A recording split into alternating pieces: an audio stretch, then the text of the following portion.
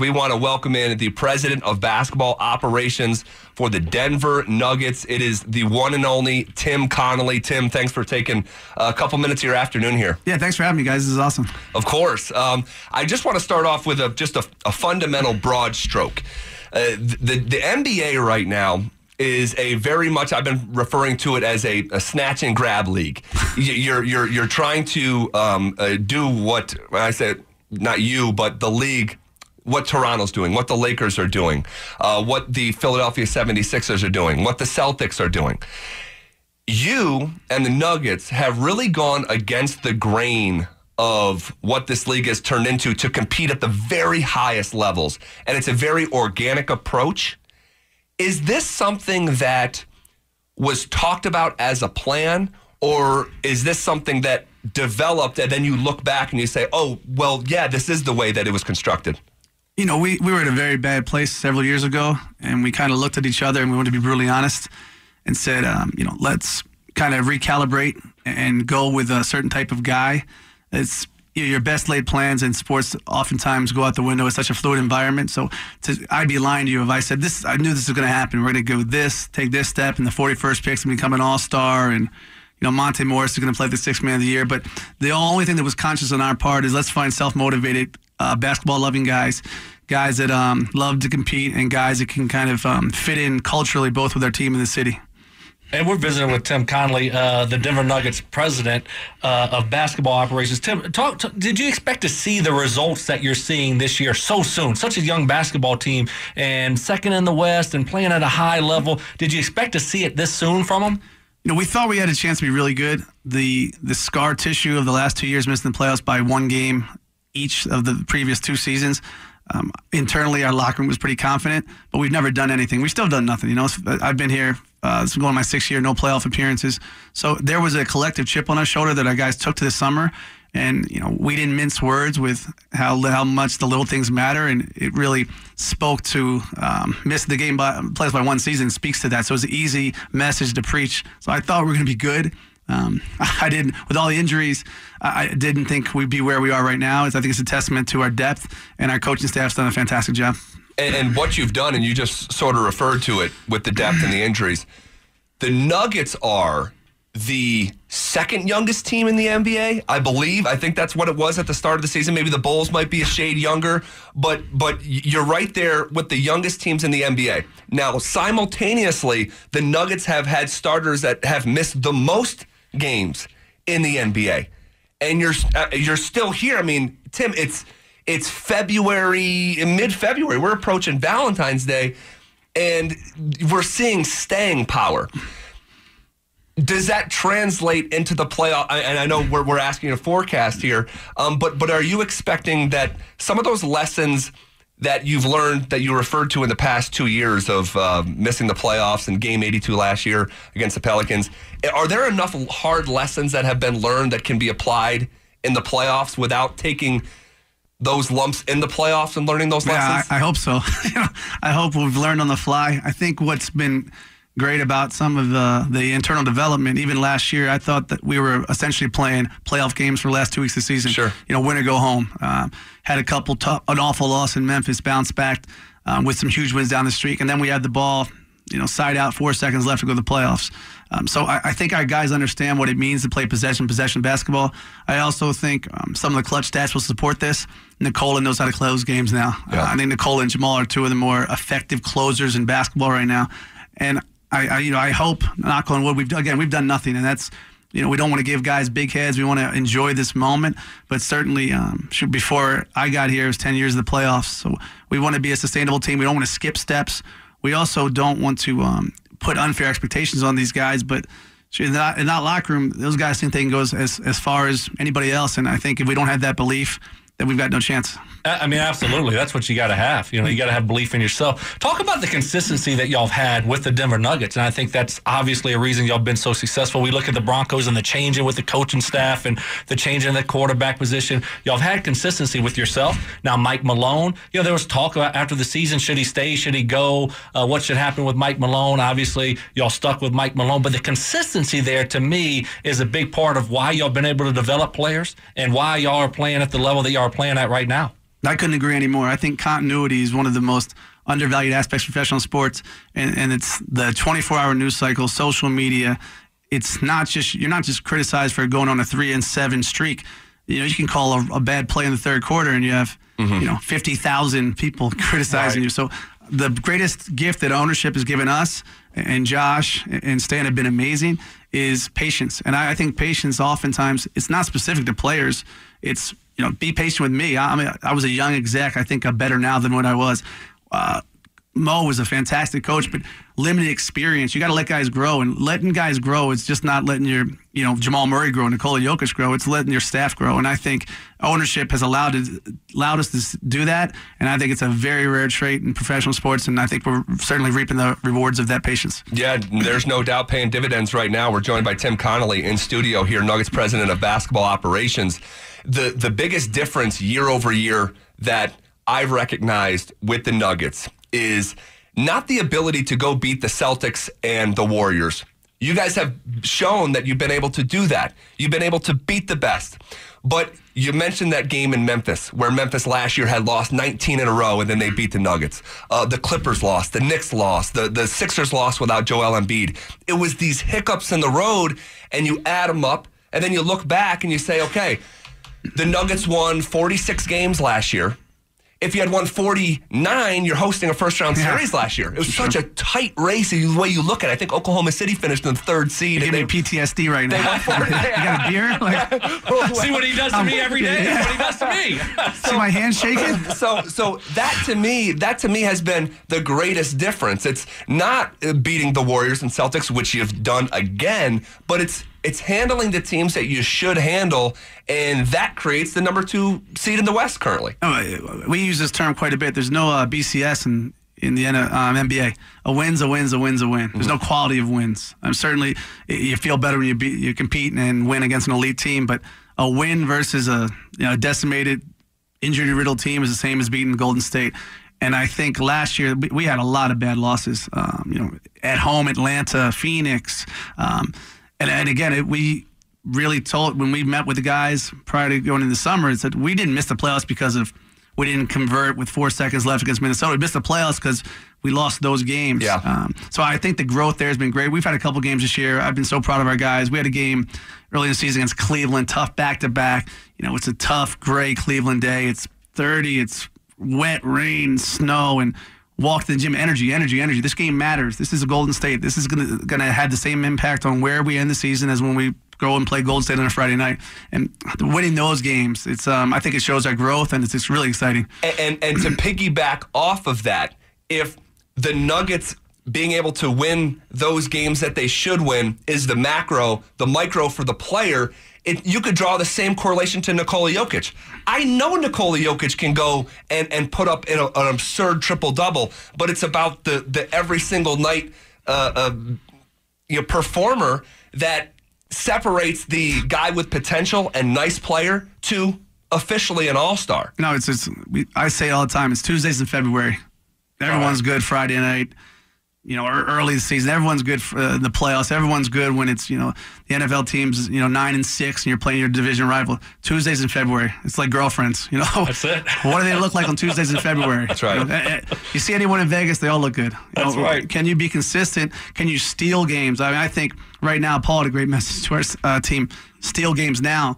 A lot of teams are already on All-Star break. We got one more left. We're not on break yet. It's an important game. The break starts after the Sacramento game. But I think with Nikola, his challenge is certainly taking that next step, and he's doing it consistently. And also on our end, sometimes you got to pull the reins back. He's 23, so and he's not a rah-rah guy. He's a lead by example guy. He's a great teammate. So at times, you're asking, but you want to ask the right things as well. Absolutely. Another guy I want to talk about that hadn't played this year, number 14 overall pick, Michael Porter Jr. Obviously, before he went to Missouri, talk about him being maybe the number 1 overall pick, had the injury there, the back issue. Y'all were able to get him at 14. What's the plan with Michael Porter Jr., and do you see him playing at all this year? Yeah, he looks great. I think he's practicing non-contact right now. We're starting to progress. The next step of his progression, we'll see after the All-Star break. I joked with him this morning and said, if you were in college, you'd be playing right now, because college coaches run everything. They don't care about how you look in 6 years. You know, if you're back in Mizzou, the coach is putting you out there. I think our medical staff's done a fantastic job.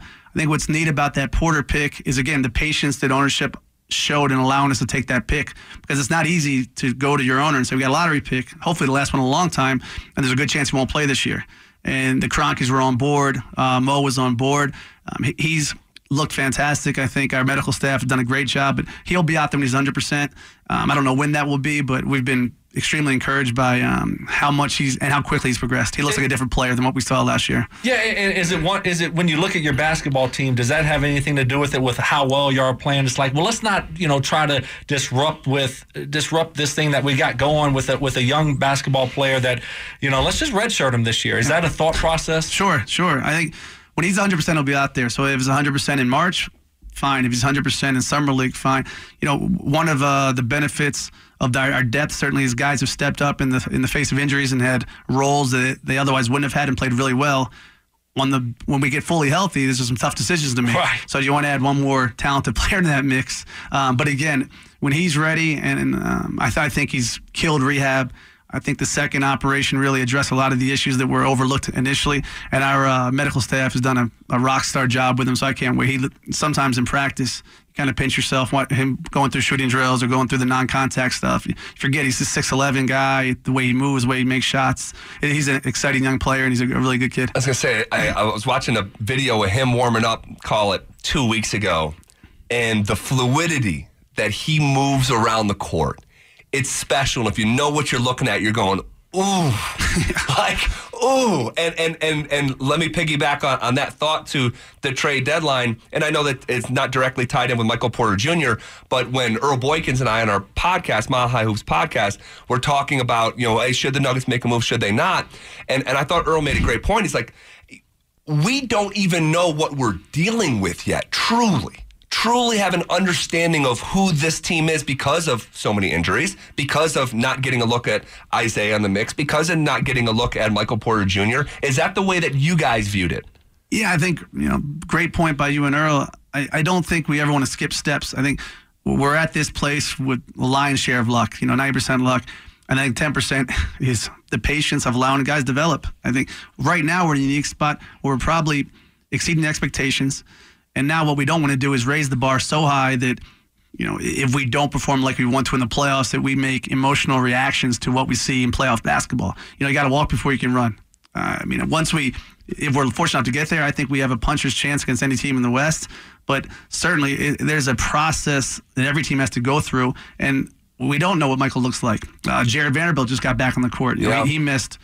he played 17 college games.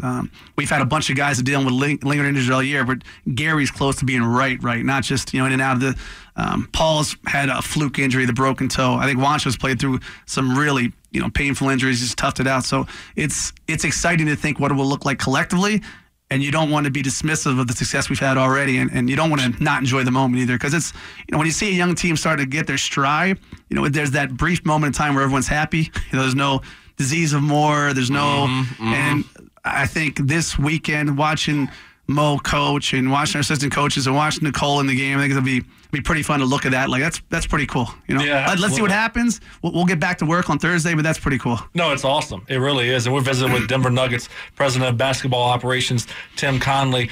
Tim, talk about how hard it is for, say, the Denver Nuggets to attract top-tier free agents, and maybe what has changed now with y'all playing so well in the world, and the players taking notice of this good young talent, and maybe what it would look like in a year when you were maybe going into the free agency pool trying to get one of these top-tier guys. It's exciting. I was ignorant to what Denver was before I moved here. I was bringing the parka and ready for the snowshoes. I didn't know it was going to be 50. Yeah, I know it was going to be 55 degrees 4 days a week in January and February. Right. And I think what's neat right now with our team, I think is reflective of the city. The city's become one of the most vibrant cities in the country. And you go anywhere in New York and LA. You live in Denver. You've been this restaurant, been that restaurant. It's great. So I think it's a young, vibrant city with a very strong, hardcore hoops fan base, and we're bringing them back out because, quite frankly, we didn't deserve them for several years. So I think now that Denver gets cooler, our team has had more success. And then I don't know how you wouldn't want to play with Nikola. He's the anti-superstar. He hates attention. He doesn't care if he scores. I think his IQ is, the top 3 IQ in the NBA. So I think all those things are kind of converging. Well, we've had a conversation in the last 3 years that we couldn't have had 4 or 5 years ago. We couldn't get on the phone. We've had guys reach out to us, say, you know what, or agents said, my guy really likes Denver. And, you want to check the phone like it's the same guy that 7 years ago didn't want to be here, right? You were calling me, don't trade for my guy. Right. So I think it's neat to see.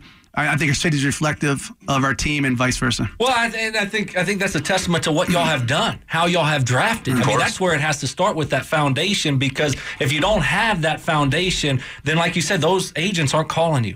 And those top free agents aren't looking at the Nuggets. So you had to do it that way. In my view, you had to draft these guys first to have that product where those big name guys will say, "Oh, the Nuggets." We thought the best chance was through the draft. We thought the best chance was guys who were going to get here and enjoy it. I think we have a locker room of guys that love Denver. We've had guys that we've since traded that still have houses in Denver. They've come here and really become part of the community. And I think you can't control wins and losses, makes or misses. It's out of our hand. But I think we are a very functional organization. It starts with ownership. They're great. Josh, Stan, they're awesome. Mo's great. It's not us versus them. It's not coaches versus front office or ownership. We're all basketball operations. And I think the more honest discussions you have, the more willing you are to be critical of each other and challenge each other in closed doors. And when the door opens, we're all on the same page. I think it gives you a chance. But again, so much of it's just luck. I mean, we thought Nikola was going to be a Hall of Famer. We wouldn't have taken him at 41. We had 11 or 13 that year, trade down to 16 and 19 also. But it's fun to watch. I think we have the right type of guys, and now they're playing at a high level, which is gravy. But I think we've put our chips on the type of guys that you trust and you want to be around. Tim Connelly, president of basketball operations for the Denver Nuggets, joining us live in studio. You referenced a couple minutes ago, hey, this will be a nice moment this weekend in Charlotte where we can just take a second. I know we're in the middle of this competitive season, but just take a brief moment, which I'm a big believer in, and just enjoying the journey, and this is part of it. But also, there has to be another layer to what is happening here, a stamp of validation for the franchise. That, and again, we've talked about this on the podcast, and we've said, without an all-star, you almost don't have a real seat at the table, a representative, a face of the franchise. And we've been anticipating that this could be the case, but until now, it really hasn't been the case. And it's twofold. You got Nikola, and you got Mike Malone coaching the damn game. For the franchise, does it feel that way, that, you know what, we finally have representation and are getting some of the dues that have come to us here? I just know it'll be a whole lot easier getting to parties this year. A whole lot easier. No, it's neat. Wes Unseld is going to coach the Futures game. He's a great lead assistant. Hey, Sue Bird's coaching the Celebrity game. We've been kind of busting her a little bit about that. I think it's a great point. I think the validation league-wide doesn't really mean anything, but it does mean something. Nikola should be, as long as he keeps working and challenging himself, and he shouldn't be the only one there. Monte Morris should be there. At the Futures game, right? It's a farce he's not there. Come on. If that dude played for the Lakers, the Knicks, the just about anywhere else on either coast, he'd be in that. It's a rising star game. Come on. We're the second best team in the West. His numbers are absurd. His assist turnover ratio is historic. Yep. All he does is make shots and win games. And it's we've loudly voiced our displeasure with the league, but I know politics plays a huge part, but sure. Nikola should not be only represented. Jamal, again, how many times did the second best record in the West only have one representative at the All-Star game? I think, again, but just more chips on their shoulder. Sure. Something else to motivate us for that last third of the season, but it's a couple of the omissions are so glaring and so obvious, and it's beyond me how they're not there. But I understand why you would say that. But just to give you some pushback, that to a measurement, I do understand, because they haven't truly and authentically been introduced to the world yet. And the second half of a Friday night ESPN doubleheader that starts at 10:30 on the East Coast, they may watch a quarter or whatever. The moment where the curtain really gets peeled back and you say, these are the Nuggets, is playoff time.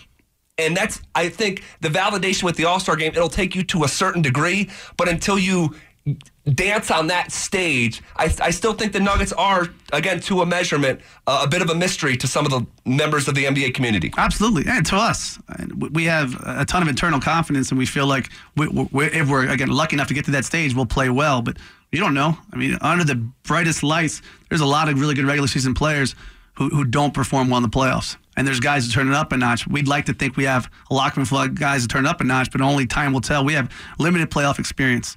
You know, Mason Plumlee, Isaiah Thomas, Paul Millsap. A lot of our guys have not had roles for playoff teams, so it'll be really exciting to see how they react in that moment. But I do think our style of play and our depth is well suited to playoff basketball. We're visiting with Denver Nuggets President of Basketball Operations, Tim Connelly. Tim, talk about, and you keep saying like when you drafted guys, like a little bit of luck was involved there. I think you got to take credit for these guys. Boy, you got to be a little bit more. Don't be so humble. I mean, you drafted these guys and you had to see something in them. So, kudos to y'all for finding these guys and drafting them. What did you see? You drafted Jokic second round. What did you see to make you pick him in the second round? We've got such a great staff, so we do a great job of always challenging ourselves. Somebody will see a guy and you'll start a huge text chain. I like this guy. This guy stinks. He's soft. And then the numbers guys chime in. So you all have all these great voices. And we had some success drafting guys in the second round and let them play another year in Europe. So you start to look at the board prior to the pull-out date for European players, and you say, okay, we're down to 27 guys we like, and we're at 41. We're down to 24 guys like we're 41. So you start to look at Young. He's obviously from a basketball family. What was important with Nikola, too, his brother played in the States. His girlfriend's in the States. His girlfriend's the best. She's the brains, for sure. A lot of it, European guys, do you want to be here? Because you don't want to draft a European guy that has no intention of playing in the States. Sure. Might be a language barrier. There might be making too much money. So we thought about past drafts of teams that missed on guys like him because of, Marcus Gasol wasn't exactly an Adonis when he got selected in the second round, and he turned into a great player. So all these things come into play, and then you say, he's an elite passer. He's got a great feel for the game. Not a plus athlete, kind of late to the game, grew late. Both his brothers played. But you get to that point, it's just a guess. There was a lot going on. The agent we knew well. We had Joffrey Laverne's an agent we shared. He and Nikola shared. We had some success with Joffrey doing the same thing. Stay in Europe, we'll bring you over. I think there was a trust factor there. The best part, I think, with Nikola is that after the year we drafted him, the minute we drafted him, we made part of the team. And we spent countless hours seeing him in Serbia, getting to know his brothers, getting to know his family, and creating that level of trust. Because the European market is really unique. The next step for most guys like Nikola is a big contract in Turkey or Spain or Russia, and we did not want him to sign a big contract in Turkey or Spain or Russia because we thought his game was unique enough that he could quickly get lost in the shuffle of a more traditional European brand of basketball. So it was relationship-based. It's a great job collectively by our staff, but we weren't sitting there. Now, the first time we sat there and said that, the year after we drafted, we watched his first pro game when he's playing for Megalex. The following year after the 2014 draft, so 14-15 pro season. And his first game, we're kind of watching it in a room. We're like, wow, this guy is really, really, he's throwing no-look, bounce passes. He's shooting threes. He's operating the post. I think that was probably the first glimmer. We thought he was going to be a pretty good NBA player. First glimmer, he might be better than a pretty good NBA player. Tim Connelly joining us in studio here, Nuggets President of Basketball Operations. And I love your, and this is just, I'm just thinking out loud here, I love your sensitivity and awareness to how global the game is. You've been around the world, England, Africa, Israel. You talk about studying Nikola and his family. This is truly what this game is. It's a global game. And I got a rhetorical question for you and our listeners. When is the last time that a team was second in the Western Conference in February and had a trajectory like the Nuggets, and their two at its core players were both non-American? That's a great question. It's just something to think about. That you look at the roster, and it's fun, man. I'm so excited about what you guys are building, and you personally, the way that you've grinded up. You were started as an intern, right, with the Wizards, and then like video, cutting up video, and then you just keep on working your way up, and here you are in studio with us talking about building this team. If I can make it, anyone can make it. Believe me. If someone's dumb enough to give me this job, but it's been a great Look, I love basketball. I love the relationship aspect of it. I've seen places of the world I've become really familiar with. I never would. Before we got on air talking to Brandon about living in New Orleans, and I wasn't going to live in New Orleans except for professional sports and basketball. So I think it's great. I think it's really fun to see our locker rooms. They're all great guys. I don't know. You come down to a lot of games. They're great guys. They can all watch my kids. I think maybe one could not watch my kid. He's a great guy, just I wouldn't trust him. But it's unique. It's a unique locker room, and I think when you can create that, you got to appreciate it and cultivate it and be honest with guys and challenge them. But it's really fun. Yeah, Tim. Last one before we let you go. We can't thank you enough for joining us, Isaiah Thomas. Any concern there, like trying to work him back into this team that has great depth that you might. It's just a little bit difficult maybe that you didn't see at the beginning of the year, but now these young guys are playing so well. Any concern there trying to work him back into the lineup? Have you heard this question before? It's neat. I just left. Isaiah was just playing. I just left. But Monte Morris had a fantastic quote. I'm sure I'll butcher it. But he effectively said, I think last night, he goes, if people care about winning as much as they claim to, it shouldn't matter. We got 25 games left. This is about winning. There should be no frowns, should be no sad faces. Isaiah's a big time player, and when he's ready to go, he's going to help us. I mean, he's led all NBA scores in fourth quarter scoring a couple years ago. He's a feared guy. Like when you're playing against Isaiah Thomas, you have to game plan for him. Big shot maker. I was looking at a couple games on a recent road trip where I thought he would have been hugely impactful. We're not on the wrong end of 12-2 runs with Isaiah. Right. But I think he said it much more eloquently than I ever could. But it's winning time now. So it's who's going to play. Everyone on our roster has won games for us. Everyone on our roster has impacted our success. So I think after Sacramento, 25 games after the break, it's time to win. Wow, 25 minutes just flew by. I mean, we could do this all afternoon. This is great, guys. Thanks for having me. You got to come back because this was a lot of fun. Nick, shout out to Nick for helping us facilitate. Nick O'Hara, the best PR guy, the Denver Nuggets. You're not kidding. Well, he's been a great lubricant for me. Getting involved too. So I appreciate it and appreciate you coming down. Yeah, Tim, thank you. We're so excited about what's next. Can't wait to see it. Thanks for having me, guys. This is awesome. All right, there he goes, Tim Connelly, Nuggets president of basketball operations.